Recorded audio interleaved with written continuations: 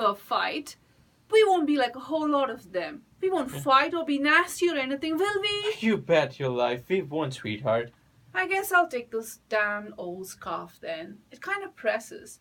Just put it up on the rack, will you, dear? Yeah. Do you like it, sweetheart? It kind of looks good on you, yeah. No, but I mean, do you really like it? Well, I'll definitely tell you. I know this is a new style and everything like that, and it's probably great, I mean, but I don't know anything about things like these scarves, But only, I kind of like that scarf, that blue one that you have. Jeez, I love that scarf. Oh, really? Yeah. Well, that's nice.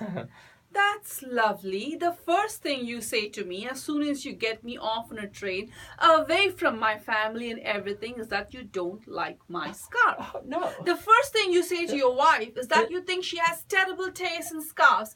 That's nice, isn't it? No, honey, I never said anything like that. I only said... Well, what you don't seem to realize is this scarf costs $22. Uh-huh. $22. And that old horrible blue thing you think you're so crazy about, that costs $3.95.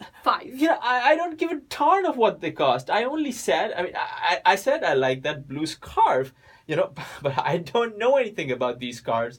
I'll be crazy about this one, as soon as I get used to it. It's only kind of not like your, the other scarves that you have, but I don't know anything about new styles. What do I know about women's scarves? It's too bad you didn't marry somebody that would get the kind of scarves you'd like. Oh. Scarves that cost $3.95. Why didn't you marry Lena? You always think she looks so beautiful. You love her taste in scarves. Why didn't you marry her? Oh, now, honey, for heaven's sakes. Why please. didn't you marry her? All you've done ever since we got on this train is talk about her. Here I've sat and just listened to you saying how wonderful Lena is. I suppose that's nice, getting me off here all alone with you and then raving about Lena right in front of my face. No. Why did you not ask her to marry you? I'm sure she would have jumped at the chance. There aren't so many people asking her to marry them. It's too bad you did not marry her. I'm sure you'd have been much happier. Listen, baby, you know what? While we're talking about things like these, why didn't you marry Joe Brooks? I suppose he could have given you all those $22 scarves you ever wanted, I suppose. Well, I'm not so sure. I'm not sorry I didn't. There. Joe Brooks wouldn't have waited until he got me off all alone and then sneered at my taste in scarves.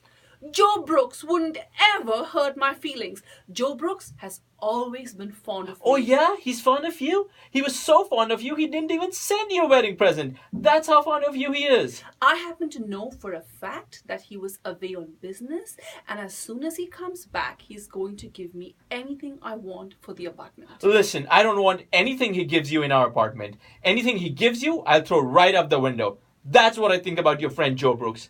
And by the way, how do you even know where he is and what's he doing anyway? Has he been emailing you? I suppose my friends can correspond with me. I didn't hear there was any law against that. Well, I suppose they can't. And what do you think about this now?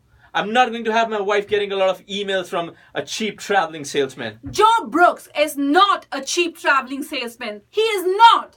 He gets a wonderful salary. Oh yeah? And where did you hear that? He told me so himself. Oh, he told you so himself. I see. He told you so himself. You've got a lot of right